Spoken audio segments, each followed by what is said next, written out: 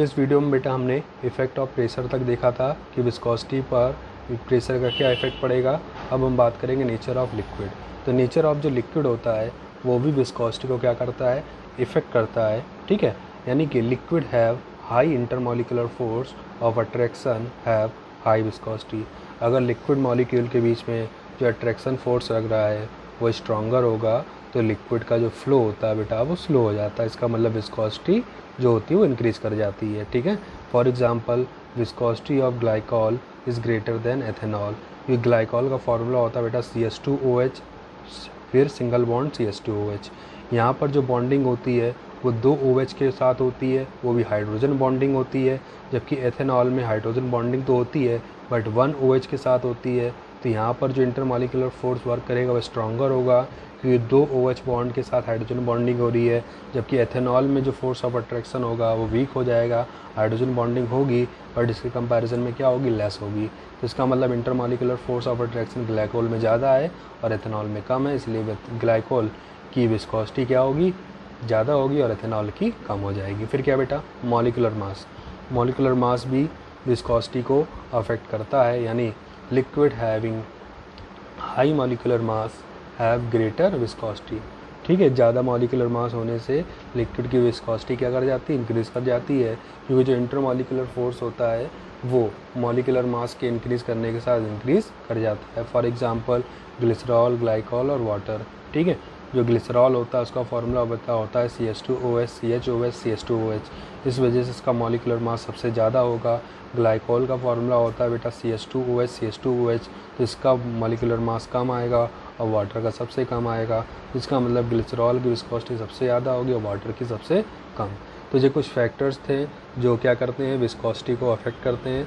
ठीक है, तो ये विस्कोसिटी टॉपिक था। अब हम बढ़ते हैं अपने इस चैप्टर के लास्ट टॉपिक की ओर।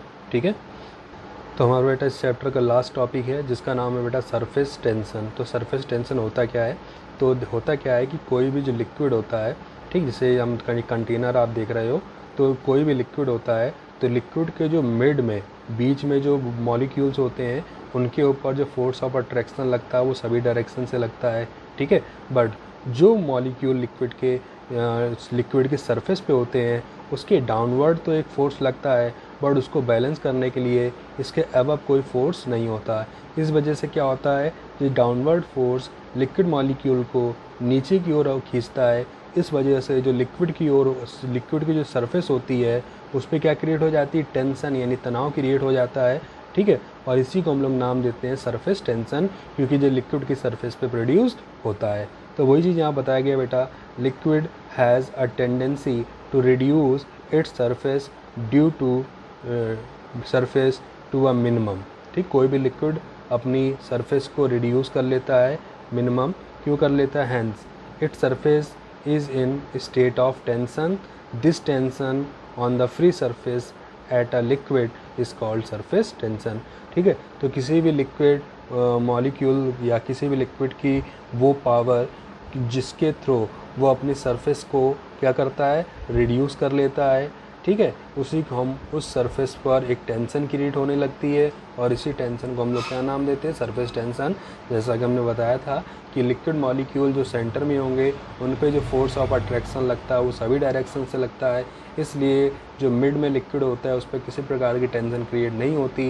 बट जो लिक्विड मॉलिक्यूल वाटर की या मॉलिक्यूल लिक्विड के सरफेस पे होते हैं उनके डाउनवर्ड नीचे की ओर तो फोर्स लगता है जो अदर मॉलिक्यूल उस पर अप्लाई करते हैं, बट उसके ऊपर कोई मॉलिक्यूल ना होने की वजह से, ठीक है, ये फोर्स बैलेंस नहीं हो पाता और सरफेस के मॉलिक्यूल नीचे की ओर खींचते हैं। इस वजह से जो उसकी लिक्विड की सरफेस है उस पर क्या क्रिएट हो जाता है, टेंशन क्रिएट हो जाता है।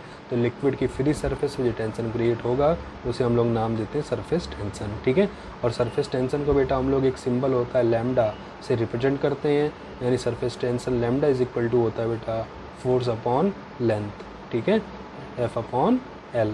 इस वजह से इसकी जो यूनिट होती है इन CGS सिस्टम वो होती है बेटा डाइन। ठीक है, क्योंकि फोर्स को हम लोग पढ़ते हैं डाइन, किसमें, इन CGS सिस्टम।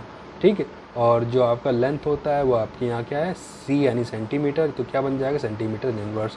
तो CGS सिस्टम में इसकी यूनिट क्या होती है, डाइन सेंटीमीटर इनवर्स। और MSI सिस्टम में बात करें तो न्यूटन पर मीटर या न्यूटन मीटर की पावर -1, ठीक है। तो ये था सरफेस टेंशन और उसकी यूनिट फिर डायग्राम, ठीक। और इस चैप्टर का आपका लास्ट टॉपिक, तो यहाँ से ये चैप्टर आपका फिनिश होता है। अब नेक्स्ट टर्न पर नेक्स्ट वीडियो में हम लोग नया चैप्टर स्टार्ट करेंगे, ठीक है। तो आज के लिए इतना ही।